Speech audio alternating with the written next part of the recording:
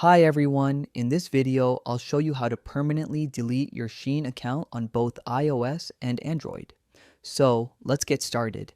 First, open the Shein app on your phone and make sure you're logged into the account you want to delete. Once you're on the home screen, tap the Me icon at the bottom right corner. Next, tap the Settings icon in the top right corner. In the Settings menu, look for the Manage My Account option and tap on it. Now, tap Delete Account.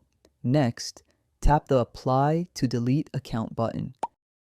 After that, you'll receive an email with a verification link. Open the email and scroll down until you find the link. Once you find it, tap on it. After opening the link, you'll receive another email with a verification code. Open that email and copy the code. Now, go back, paste the code into the provided field and tap the Submit button. And that's it. Your account deletion request will be submitted.